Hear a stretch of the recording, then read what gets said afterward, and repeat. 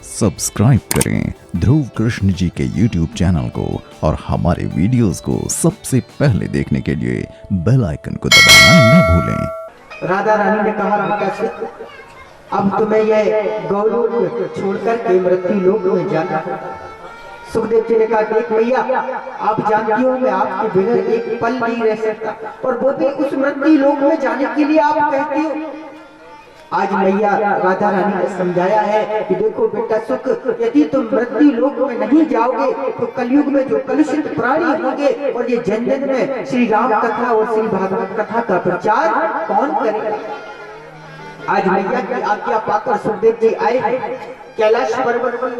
जैसे ही कैलाश पर्वत की ओर आए, एक गुफा में गए और महाराज एक पक्षिणी के गर्भ में जाकर के प्रवेश कर धीरे धीरे समय व्यतीत हुआ और उस पक्षिणी के एक अंडे के रूप में सुखदेव जी बाहर आए। जैसे बाहर आए, कथा आती है, नारद जी को चिंता हुई कि महाराज श्रीमद् भागवत कथा, श्री राम कथा महाराज जन जन में कैसे पहुंचे, इसका प्रचार कैसे हो और सुखदेव जी का जन्म कैसे हो। क्यों? बोले महाराज जैसे ही सुखदेव जी अंडे के रूप में बाहर आए, बर्फीली हवाएं जोर से चलने लगी। जैसे ही बर्फीली हवाएं चली और वह अंडा वहीं टूट गया। जैसे ही अंडा टूट गया, नारद जी तो घबरा गए कि अब सुखदेव जी का जन्म कैसे हो। तो बड़ी प्यारी लीला की आज नारद जी चल दिए महाराज कैलाश पर्वत की। जैसे ही कैलाश पर्वत में आए और मैया पार्वती ने नारद जी का दर्शन किया, अरे नारद जी आओ आओ, क्या बात है बेटा, आजकल कहीं आते जाते नहीं, बहुत दिनों में हमारी याद आई। नारद जी ने कहा, मैया क्या बताएं, आजकल कहीं आने जाने का मन ही नहीं करता। बोले क्यों? बोले ये जो संसारिक लोग हैं ना, सब एक दूसरे से बनावटी प्रेम करते हैं, सच्चा प्रेम तो कोई किसी से करता नहीं। भैया सब बनावटी प्रेम करते हैं। और तुलसी बाबा भी मानस में कहते हैं, क्या कहते हैं? सोरे नारी मुनि सब की यही रीति, सोरे नारी मुनि सब की यही रीति, स्वार्थ लाघो करहि सब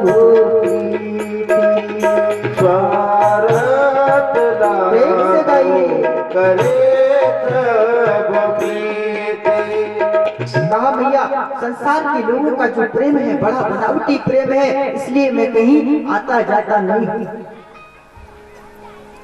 मैया पार्वती ने कहा, अच्छा लेकिन एक बात कहे। बोले क्या? मेरे जो पतिदेव है ना भोले बाबा, वो मुझसे बड़ा सच्चा प्रेम करते हैं। बोले अच्छा मैया सच्चा प्रेम करते हैं? बोले हाँ। बोले सुनो बेटा, वो मुझसे कभी कुछ नहीं छिपाता, और तो और अपना गुरु मंत्र कभी किसी को बताना नहीं चाहिए। वह गुरु मंत्र भी हमें उन्होंने बता रखा है, इतना प्रेम कौन किससे कर सकता है। नारद जी ने कहा, अच्छा भैया एक बात बताओ, भोलेनाथ जी के गले में जो मुंडों की माला है वो किसकी है? अब तो मैया चक्कर में पड़ गई, राम राम, ये तो मुझे नहीं पता कि मुंडों की माला किसकी है। जैसे ही मैया सोच में पड़ी, नारद जी ने मन में सोचा अपना काम बन गया, अपने राम राम यहाँ से खिसक गए। तुरंत वहां से जाने लगे, रास्ते में भोलेनाथ जी मिल गए। कहा बाबा प्रणाम। भोलेनाथ जी ने देखा, कहा हाँ नारद जी प्रणाम, और धीरे से कह दिया, बाबा जल्दी जाओ मैया याद कर रही है। भोले बाबा ने मन में सोचा, नारद जी आप घर से आ रहे हो, निश्चित कुछ ना कुछ करके आए पक्का। और जैसे ही महाराज भोले बाबा कैलाश पर्वत में आए तो क्या देखा, मैया पार्वती कहाँ बैठी? कोप भवन में बैठी। आप जानते हैं कोप भवन किसको कहते हैं? हाँ, पहले के जो घर बनते थे ना, तो महाराज राजाओं के राजमहल बनते थे, तो उस रानी के लिए एक कमरा अलग से बनवाते थे। क्यों? बोले जब रानी को क्रोध आता था, गुस्सा आता था, या जो रानी रूठ जाती थी तो बताने की आवश्यकता नहीं पड़ती थी, उस कोप भवन में जाके बैठ जाते थे। सामने वाला अपने आप समझ जाता था कि आज देवी जी नाराज है, प्रेम से बोलिए जय श्री राम।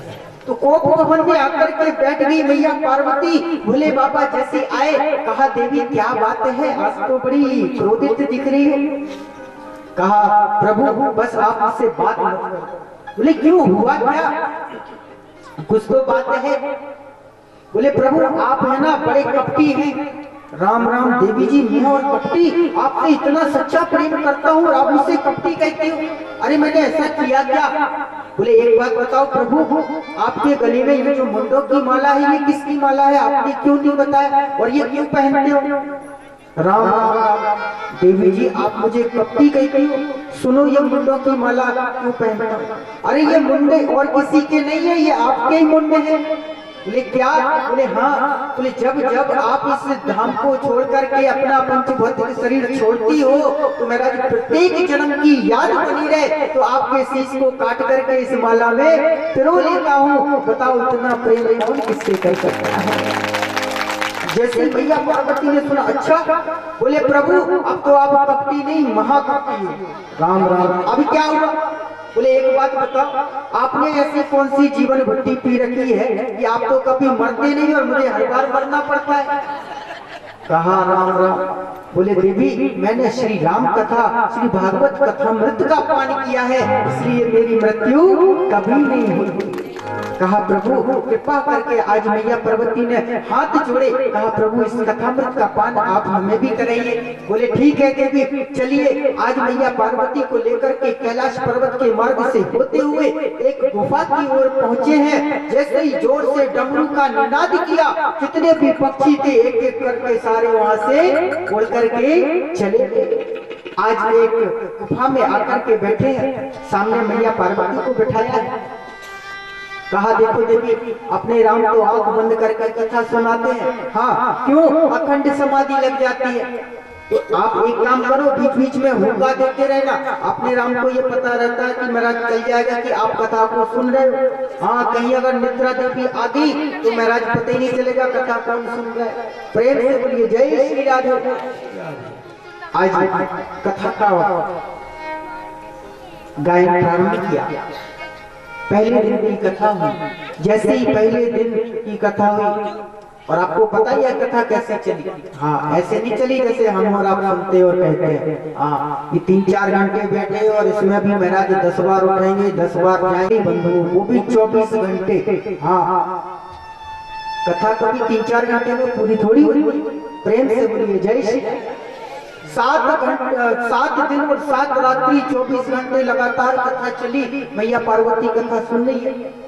कथा आती है पहले दिन की। जैसे ही कथा हुई, महाराज वह जो अंडा टूटा हुआ था वह महाराज जुड़ गया कथा के प्रभाव से। जैसे ही दूसरे दिन की कथा हुई, उस अंडे में जीव का प्रादुर्भाव हो गया।